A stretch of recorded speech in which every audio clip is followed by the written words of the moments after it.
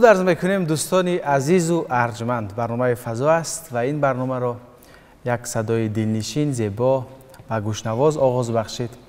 یک هنرمند جوان، یک استعداد نوظهور و برنامه ما تشریف آوردند از ناحیه میرسعید علی حمدانی. کامیلا فقیرова همراه هنرمندان بخش فرهنگی ناحیه میرسعید علی حمدانی که من حضوری هر یک شما را به برنامه امروزه فضا خیر مقدم میگم. کامیلا یک نفر هنرمند جوان است که با صدای دلنشین خود در دل مردم راه یافته است. خاصه با همین دوتاری که همراه خود دارد همیشه با دوتار سرود میخواند، ولی در رشته تیپ تحصیل میکند، اما از صنعت و موسیقی دور نیست و همیشه با فیلارمونیای به نام آدینه هاشمی ناحیه میرسعید علی حمدانی همکاری دارد. یکی از اشتراکچیان فعال آزمون جمهوری تاجیکستان وطنی عزیز من است. درود کامیلا، خوش آمدید به برنامه ما. خب این عشق و علاقه شما به صنعت و موسیقی از کجا است؟ من از خورده به موسیقی شوق و رغبتی به اندازه داشتم و من در مکتب میانه، من در صنف پنجم خوندم، به مکتب موسیقی داخل شدم و مکتب موسیقی را ختم کردم و عین حال دانشجوی کالج طبی ناحیه میرسعید علی حمدانی هستم و در برابر کسب طبیب بودنم باز من هنر صنعت خود را ادامه میدهم و پیوسته در چاره‌بینی های ناحیوی، ولایتی و جمهوری اشتراک میکنم. عجیب، چرا ساحه طب را انتخاب کردید؟ موسیقی را نه؟ چرا نخواستید که شما که مکتب موسیقی خوندید چرا همین سمت را ادامه ندادید؟ چی بود؟ من بر موسیقی شوق و رغبتی به اندازه داشتم، اما کسب طبیب شدن این آرزوی کودکی من بود. میخواید هم با موسیقی انسان ها را تبابت کنید هم با سوزندارو؟ بله. عالی، سلامت باشه. چگونه همکاری های شما با هنرمندان بخش فرهنگ ناحیه آغاز شد؟ وقتی که من مکتب موسیقی را ختم کردم، من سراییدن، سرود خواندن و نواختن را خوب از خود کردم و دیرکتور مکتب موسیقی نورمتوف شوکت به من سرودها پیشکش میکرد و مرا آماده کرده با فیلارمونیای به نام آدینه هاشم برده و سرودهای مرا با نوازندگان اجرا میکردیم و همین طور من در چاره‌بینی ها اشتراک میکردم. خب شما بعد از درس، پیش از درس چگونه به خودی فیلارمونیا میروید؟ چگونه تمرین‌هایتان رو بگذارید و چگونه فرصت می‌یابید درس بخوانید؟ هر یک چاره‌بینی که آغاز می‌یابد، پیش از چاره‌بینی دیرکتور مکتب موسیقی سرودهای مرا انتخاب می‌کند و مرا دعوت می‌کند و از کالج طبی نیز مرا دستگیری می‌کنند، جواب می‌دهند. خلاص در ساحه موسیقی هم نیز فعال هستید؟ بله. خب تشکر زیاد. بیشتر موضوع محوری تو من مشاهده کردم وصف وطن است، یعنی بیشتر کوشش میکنی که در وصف وطن سرود بخوانی و بسته به سن و سال خود. همین گونه است؟ بله، چون این وطن است که ما جوانان به این مرتبه رسیده ایم و به خوبی میخوانیم، تحصیل میکنیم و به قله‌های بلند میرسیم. بله، آفرین. خب چی سرود برای ما پاس پیشنهاد میکنید؟ سرود در وصف وطن. باز هم در وصف وطن میخواید سخن. عالی میشود. خب گوش میکنیم. مرحمت.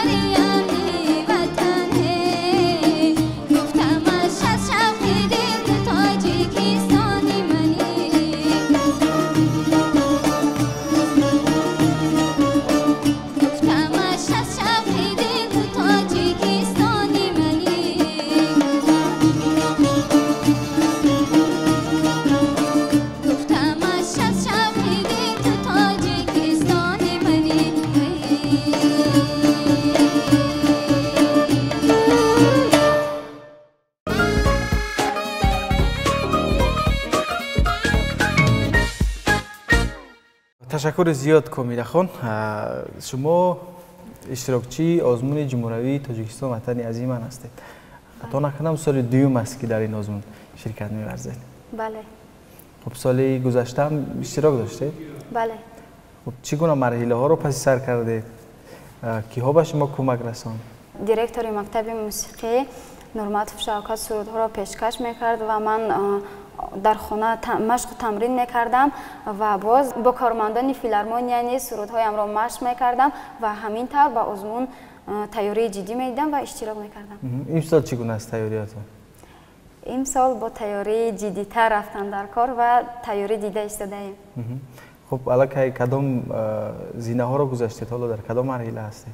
در دور ناحیوی سزاوار جای یکم گشتم و در دور ولایتی باشد سزاوار جای دوم و حالا باشد تیاری‌های بله و جمهوری را خود یافتم و با تیاری جدی در جمهوریوی اشتراک کردنیم. خب آفرین، خسته نباشید. چی سرودها را پیشنهاد کردید در این آزمون؟ باز هم سرودهای وطن. شما اصلا بیشتر با دوتار سرود اجرا میکنید و با قول شما رو بیشتر با همین دوتارتون میشناسن. نوازش دوتار رو از کی آموختید شما؟ نوازش دوتار را من در صنف پنجم در مکتب موسیقی داخل شدم. اختصاص من شعبه دوتار بود و مرا کریموف بهرام دوتار نوازی را آموزانده است. بله. اولین دوتارتون در یادتون هست که تو فکر چگونه بود؟ از دست بابا کلانم بود. بابا کلانتون چی نام داره؟ بابا کلانم فقیروف یا رحمت. در سایه موسیقی فعالیت میکنن چگونه است؟ نه و بابا کلانم را پدرش میکرد اجرا میکرد و از دست پدرش بود. یعنی یک دوتاری تاریخی بود برایش. بله. حالا هم هست؟ بله. در خانه نگاه میدارید. دوتاری که حالا در دست دارید این چی؟ این دوتا را به من مادرم تحفه کرده است. مکتب میانه را وقتی که من در صنف 11 میخواندم مادرم به من تحفه کرد. حالا با این دوتار تمرین میکنید؟ بله. و کاکل دوتارم را باشد بیبی هم آماده کرده است با دستان خودش. همین را؟ بله. خیلی زیبا است. شما هم میتونید از این کارها؟ کمی میتونم. از بیبیتان آموختید؟ بله. آفرین، خسته نباشید. مرحمت. خب با همین دوتار باز هم میخواهید برای ما چیز اجرا کنید؟ بله. چی سرود است؟ سرود در وصف پدر. خب عالی میشود، گوش میکنیم. مرحمت.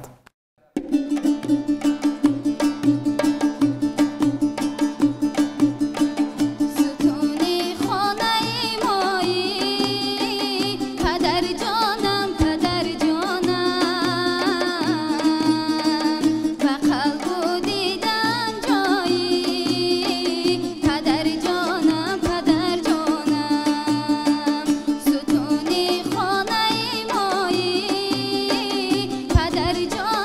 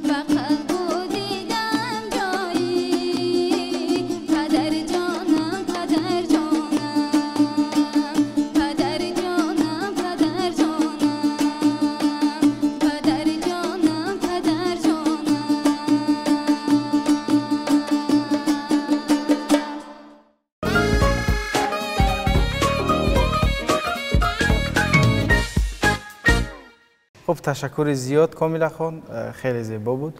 اصلا شما در خانه کدام وقت‌ها تمرین میکنید؟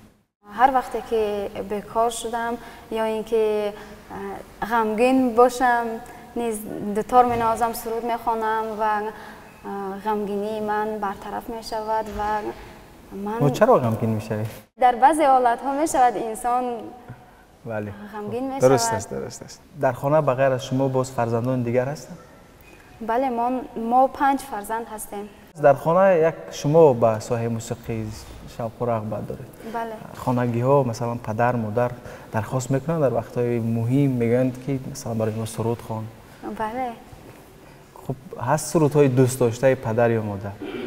بله، وقتی که زادروز پدرم بود من همین سرود پدر را اجرا کردم و پدرم شنوید بسیار خرسند شد، خوشحال شد و کمی هم غمگین شد. بله. خب مادرتون هم سرود درخواست میکنن از شما؟ بله، بسیارتر مادرم درخواست میکنن. چی سرودها رو دوست میدارن؟ سرودها در وصف وطن، مادر بسیارتر سرودهای مادر رو میگوید به من سرای و خودش فخر میکند.